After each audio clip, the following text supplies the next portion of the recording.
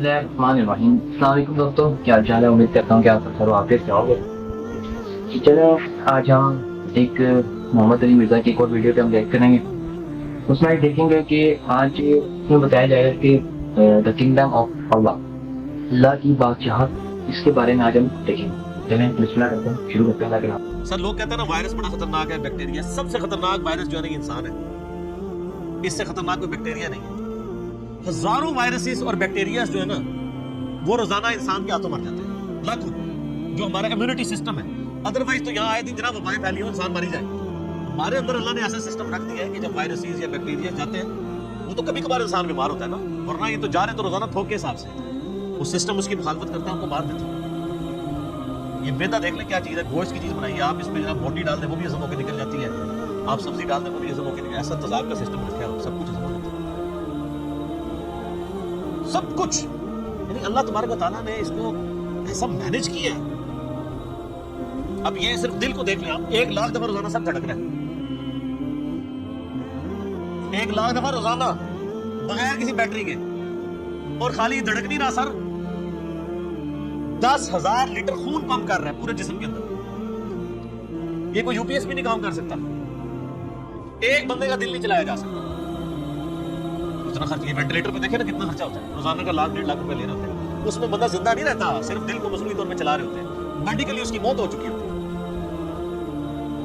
और जिस्म में नसों की जो लेंथ है ना सर, वो इतनी ज्यादा है कि एक इंसान की अगर नसें जोड़ी जाए ना तो जमीन के 2.5 चक्कर लग सकते हैं जी। 1 लाख किलोमीटर बनता है, यानी सिर्फ मेरी नसें ऐसे जोड़ी जाए ना तो 40,000 सर्कमफ्रेंस है जमीन का। यानी जमीन पे आप यहां से चले और गोल पूरा चक्कर काट के यहाँ आए तो 40,000 किलोमीटर है। 2 चक्कर 2.5 चक्कर काटे जाएंगे एक बंदे की नसों को जोड़ने, और ये सारी नसों के अंदर खून जाता है। और सर ये तो भी सिर्फ नसें हैं, ये नसों में जो खून जाता है ना ये आगे फिर हमारे जिस्म के सेल्स तक पहुंचता है। और सर सेल्स की तादाद जो है ना वो लाखों में नहीं है, वो करोड़ों में भी नहीं है सर, वो अरबों में भी नहीं है। 100 ट्रिलियन सेल्स हर बंदे में मौजूद है। 1 ट्रिलियन जो है ना वो 1000 अरब के बराबर होता है। और अरब तो मैंने आपको बता दिया क्या है, कितनी खतरनाक है अरब। 1000 अरब हो तो 1 ट्रिलियन बनता है, तो 100 ट्रिलियन सेल्स हर बंदे के अंदर मौजूद है, एक बंदे के। उनके अंदर ऑक्सीजन जाती है, उसकी डिवीजन होती है, और अगर ये खुलियों की रिप्रोडक्शन डिस्टर्ब हो जाए तो कैंसर बन जाए। सर एक इंसान के 100 ट्रिलियन सेल्स उनके ऊपर कंट्रोल कर सकता है कि ये सही से काम करें। पूरी दुनिया के इंसान मिलकर भी खुलियत नहीं हिसाब रख सकते एक बंदे ने, तो किसने हिसाब रखा? 100 ट्रिलियन सेल्स। और साइंटिस्ट कहते हैं कि कितना बड़ा फिगर है कि अगर इंग्लैंड जैसे 30 मुल्क, कितने 30 मुल्क इंग्लैंड जैसे, और 30 के 30 सिर्फ दरख्त ही उगे हुए हैं उसके ऊपर, उन दरख्तों के जितने पत्ते होंगे ना वो 100 ट्रिलियन सेल्स बनते हैं, जो एक बंदे के अंदर अल्लाह ने डाल दिया। और सर ये सेल्स आप ये ना समझिएगा कि कोई ईंट या बजरी है, एक एक सेल जो है ना उसके अंदर पूरा एक पावर सिस्टम है। एक अगर सेल बनाना पड़ जाए, न्यूयॉर्क सिटी जितनी जगह चाहिए उसके अंदर जितने सिस्टम है जी। जिंदगी की तो मैं बात ही नहीं कर रहा, जिंदगी तो कोई डाल ही नहीं सकता, उसके अंदर जो सिस्टम्स लगे हैं सारी की सारी। और ये एक इंसान की बात हो रही है सर, एक इंसान की, और ये सिर्फ सेल्स की बात हो रही है। अभी ये नहीं बताया जा रहा कि वो सेल्स कैसे डिसाइड करते हैं कि किन सेल्स ने आंखें बनना है, किसने गुर्दे बनने हैं। ये सेल्स तो एक जैसे ही है। ये कौन डिसाइड करता है माँ के पेट के अंदर कि ये जो एक गोश्त का लोथड़ा है इसने कुछ अरसे में डिसीजन करना है कि इसने इतने सेल्स ने मिलकर गुर्दा बना देना। और सर गुर्दा उसका भी फंक्शन भी बनाना है सर, खाली गुर्दा नहीं बनाना, इसने दिल बना देना है। और साइंटिस्ट कहते हैं कि आंखें तो समय से बाहर है कि इसके अंदर तो शीशा है, गोश्त में कोई ऐसी चीज नहीं जो शीशा बना दे, शीशा भी बन जाता है। और खाली बनता नहीं है, उसके अंदर बिनाई है। सिर्फ आंख में मैं बोलूं ना मेरे भाई 1 घंटा चाहिए, ये आंख क्या चीज बना दी है। फिर फेफड़े, गुर्दे, जिगर है, एक एक बंदे की चीजें कंसीडर करें तो इंसान ये मिरेकल है। ये इंसान खुद बहुत, यही तो अल्लाह ने सनूरीहिम आयातिना फिल आफाक़ि व फी अनफुसिहिम, अनकरीब जमीन व आसमान में और तुम्हारी जानों में ऐसी निशानियां दिखाएंगे तुम चीख उठोगे कि अल्लाह हक है। सर एक बीज के अंदर इतना डाटा मौजूद है कि जितनी इंसानी तारीख में किताबें लिखी गई, ये सीड खुद अल्लाह ताला का बहुत बड़ा मौजज़ा है। एक बीज आप जमीन में बोते हैं तो 6 अरब गुना बड़ा दरख्त बन जाता है। और अरब तो आपको पता है कितना होता है, 6 अरब गुना बड़ा दरख्त उस एक बीज।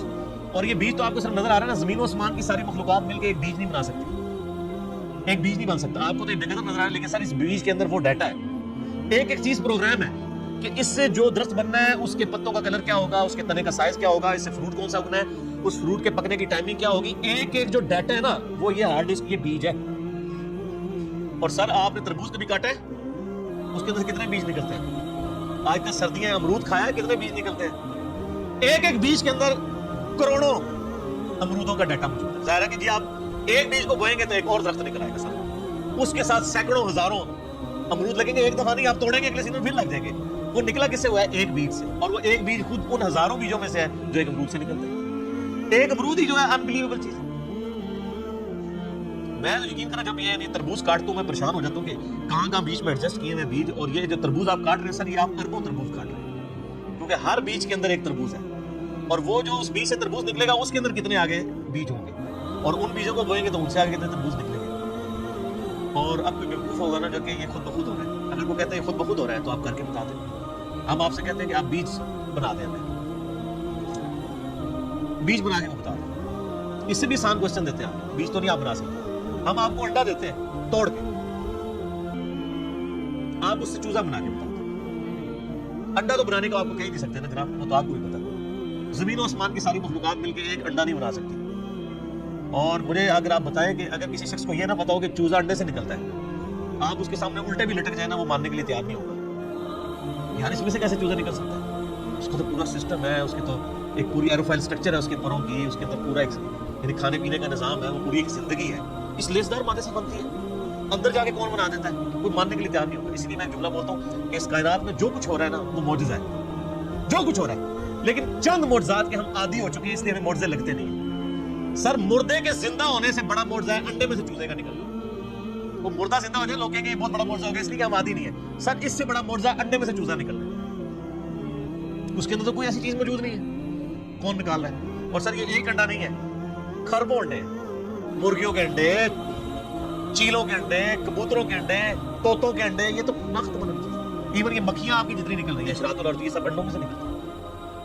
ये ड्रैगन फ्लाई जिसका मैं अक्सर जिक्र करता हूँ, जिसके ऊपर इन्होंने शिनोक हेलीकॉप्टर बनाया है, वो जिसके 4 पर होते हैं, जिसे हम पंजाबी में हेलीकॉप्टर कहते हैं।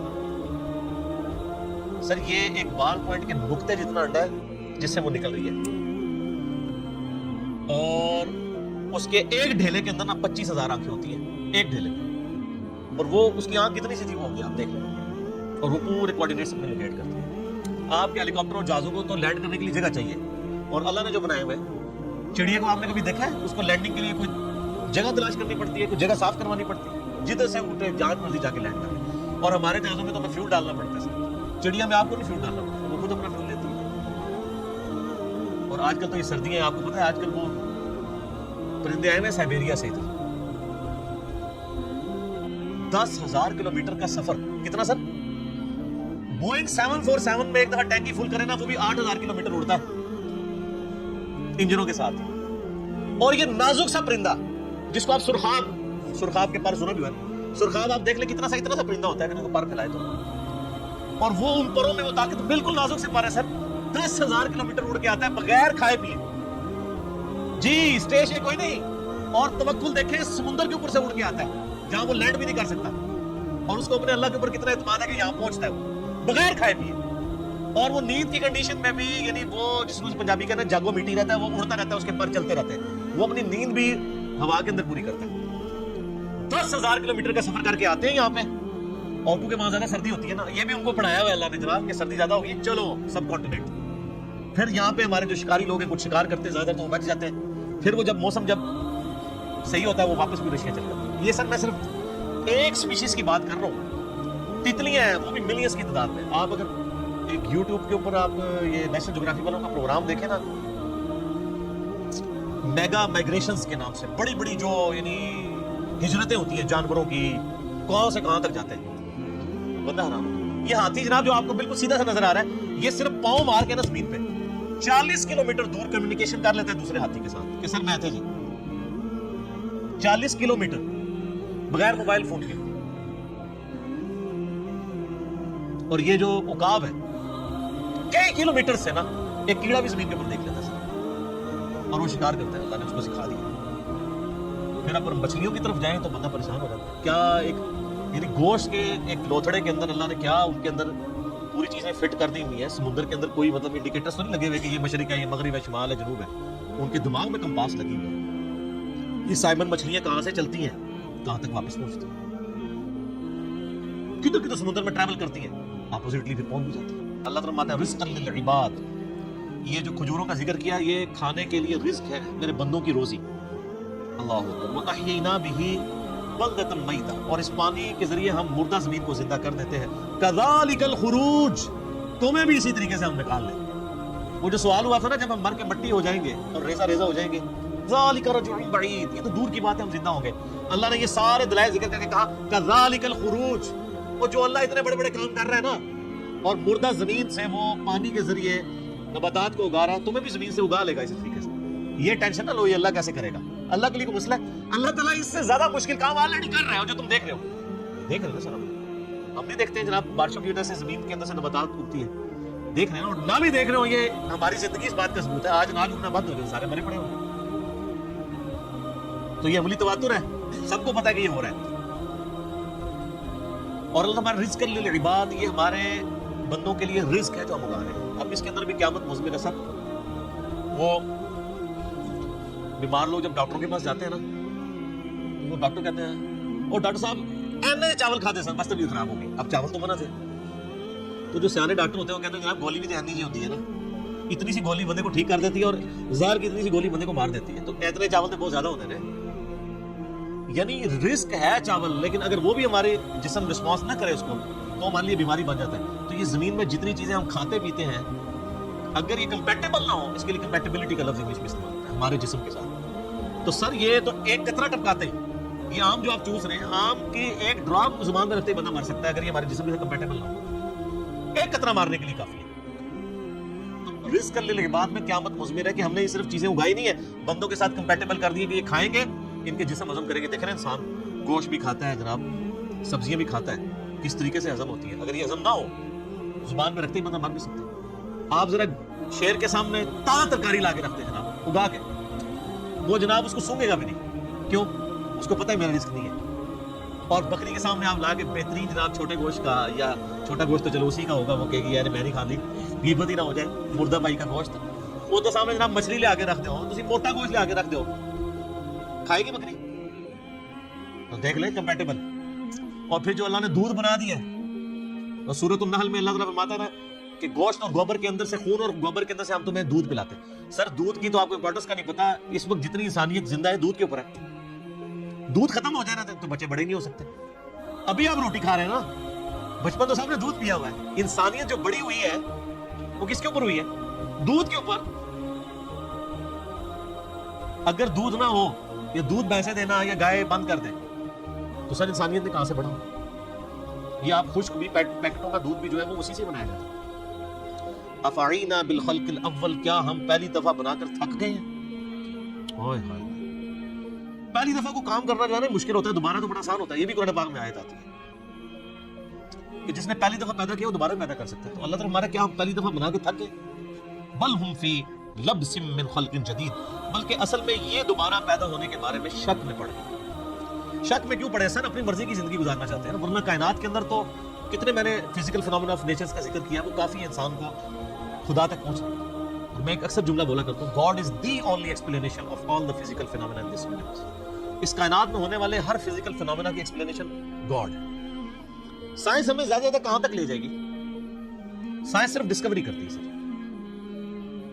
पहले अगर अंडे की वो उन्होंने डिस्कवरी की कि अंडे के अंदर चूजा बनता है, और उसके बाद फिर एक और स्टेप तय हो गया कि उसमें केमिकल रिएक्शंस क्या होते हैं। आप जितना मर्जी करें, आप डिस्कवरी से एक एक स्टेप और तय करते जाएंगे, लेकिन करेंगे डिस्कवरी, अंडा को बना नहीं सकेगा, चूजा को बना नहीं सकेगा। इसीलिए बायोलॉजी का ये लॉ फाइनल हो चुका है कि living things can never be created out of non living things. मुर्गी नहीं अंडा देना है तो उसमें से चूजा निकलना है सर, अंडा को बना नहीं सकता।